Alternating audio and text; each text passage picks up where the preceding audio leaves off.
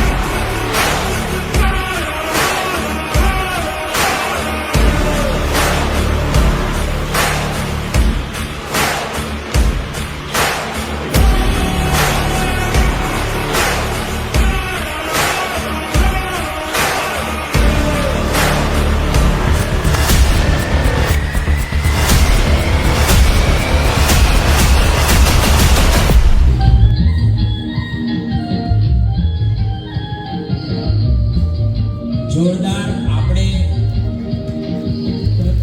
ગુરુજીની જય વિધિ કરીશું. ઓહમ સોહમ સચ્ચરણ યુગલ રૂપમ ઓમ નમામિ શ્રીમદ કરુણા સાગર મહારાજ કી કૈવલ ધામ કી જય. જગત ગુરુ શ્રી અવિચલ દેવાચાર્ય મહારાજ કી. સંત કૈવલ સાહેબ, સંત કૈવલ સાહેબ, સંત કૈવલ સાહેબ.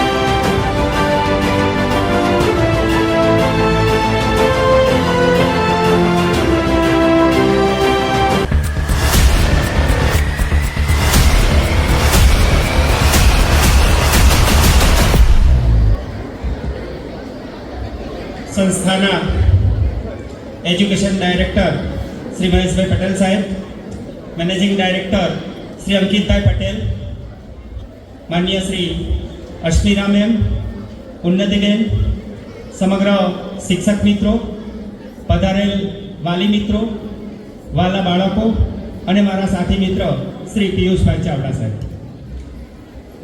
ખરેખર બાળકોનું ટેલેન્ટ જોઈ સૌ પ્રથમ તો તેમને તૈયાર કરનાર શિક્ષકોને સો સલામ. કારણ કે આ જેવી તેવી વાત નથી મિત્રો. તમે ભલે ત્યાં ખુરશીમાં બેઠા છો, તમને એનો અહેસાસ નહીં હોય, પણ આ લોકોને પરસેવો પડી ગયો હશે. એટલે તૈયાર કરનાર શિક્ષકોને સૌ પ્રથમ તો સો સલામ છે. એમાં કેજી સેક્શનને તૈયાર કરવું એ જે એજ્યુકેશન ફિલ્ડમાં ને જે વાસ્તવિક ધરતી ઉપર કામ કરે ને એને ખબર પડે કે બચ્ચા કેમના તૈયાર થાય છે. એ અશ્મિરા મેમ, ઉન્નતિ મેમ અને ટીચર્સને ખબર હોય કે બચ્ચા કેમના તૈયાર થાય છે. એટલે શિક્ષકોએ ખરેખર ખૂબ સરસ મહેનત કરી છે. હમણાં હું સાંભળતો હતો, આપણા એજ્યુકેશન ડાયરેક્ટર શ્રી મહેશભાઈ પટેલ સાહેબે એક બહુ સરસ વાત કરી. બહુ જૂજ લોકો તરફથી આ વાત જાણવા મળે છે. અમે જે ગવર્મેન્ટ સેક્ટરમાં છીએ, હું કે પિયુષભાઈ, એ આ વાત જાણીએ છીએ, પણ જે આવી પ્રાઇવેટ સંસ્થાઓ ચલાવે છે અને આ વાત જાણતા હોય ને, એ જાણી ખરેખર મને આનંદ થયો. મહેશભાઈ પટેલે સાહેબે વાત કરી કે NEP 2020 માં બાળકને પોતાની રીતે વિકસવા દો. મહેશભાઈ પટેલની ઉંમર 73 યર્સ, પણ છતાંય NEP 2020 ને જાણી અને તમારી સમક્ષ મૂકવીને એ બહુ મોટી વાત છે. આ ઉંમરે આટલો અભ્યાસ મહેશભાઈ પટેલ સાહેબનો કે NEP 2020 શું છે, બાળકને એની રીતે વિકસવા દો. ભણવાનું પ્રેશર ન આપશો. કદાચ 9માં આવ્યો અને એને ક્રિકેટમાં રસ છે તો જવા દો. એને ચિત્રમાં રસ છે તો એમાં આગળ વધવા દો. એ એમાં નામ કાઢશે. ઘણી બધી દીકરીઓએ એવા નામ કાઢેલા છે. આપણા ડાંગની સરિતા ગાયકવાડ, આદિવાસી કુટુંબની દીકરી, આજે ઓલિમ્પિકમાં રમીને આવી, ગોલ્ડ મેડલ લઈને આવી. એટલે બાળકને એની રીતે વિકસવા દો. મહેશ દાદાની વાત ખરેખર મને બહુ હૃદયને સ્પર્શી ગઈ કે આ ઉંમરે દાદાએ NEP 2020 ને જાણ્યું છે અને એમની સંસ્થામાં એપ્લાય કરી રહ્યા છે. આવી ખાનગી સંસ્થાઓ જ અમારા શિક્ષણના યજ્ઞને સતત આહુતિ આપી અને પ્રજ્વલિત રાખે છે. અશ્મિરા મેમ લગભગ 6-7 વર્ષથી બેનને જાણું છું. RTE નું કામ કરતો હતો ત્યારથી સતત આ સંસ્થામાં આવવાનું થાય, કારણ કે RTE વેરીફાયર તરીકે. એટલે અશ્મિરા મેમને જાણું છું. એકદમ શિક્ષણનો જીવ કે મારી સંસ્થામાં શિક્ષણ ઇમ્પ્રુવમેન્ટ કઈ રીતે થાય, સતત એના જ વિચારો. હમણાં 10માની એક્ઝામમાં મળ્યા તો પણ અમે 3 કલાક સતત એ જ વાત કે શિક્ષણમાં ઇમ્પ્રુવમેન્ટ કઈ રીતે થાય. એટલે આવા સરસ મજાના ડાયરેક્ટર શ્રીઓ, આચાર્ય શ્રીઓ તમને બધાને મળ્યા છે અને આ સંસ્થાને જીવંત રાખે છે. ખરેખર સંસ્થા શિક્ષણની સાથે સાથે શિસ્ત અને સંસ્કારનું પણ સિંચન કરી રહી છે. તમારા બાળકોની સુષુપ્ત શક્તિઓને બહાર લાવવા માટે આવા કાર્યક્રમો પણ કરી રહી છે. એ બદલ ખરેખર સંસ્થાને અભિનંદન છે. મારા અને પિયુષભાઈ વતી ટીચર્સને કહું કે એજ્યુકેશન ફિલ્ડમાં વહીવટી બાબતમાં નહીં, પણ તમારે કોઈ કોન્સેપ્ટ ક્લિયરન્સ, કોઈ ટોપિકમાં તમને તકલીફ હોય તો હું ને પિયુષભાઈ તમારી સાથે સતત છીએ કે સર આ ગણિતનો ટોપિક છે, આ કોન્સેપ્ટ કઈ રીતે ક્લિયર કરાવો એ થોડુંક સમજાવો. તો હું પિયુષભાઈ સતત એજ્યુકેશનમાં ઇમ્પ્રુવમેન્ટ માટે તમારી સાથે છીએ. તમારી સંસ્થા સતત ઉત્તરોત્તર પ્રગતિ કરતી રહે અને સરસ મજાનું આપણા ચરોતર વિસ્તારમાં નામ કરે તેવી શુભકામનાઓ સહ મારી વાણીને વિરામ આપું છું. મને આજે મુખ્ય અતિથિ તરીકે અહીં બોલાવ્યો તે બદલ સમગ્ર ટીમનો આભાર માનું છું હૃદયપૂર્વક. જય હિન્દ, જય ભારત.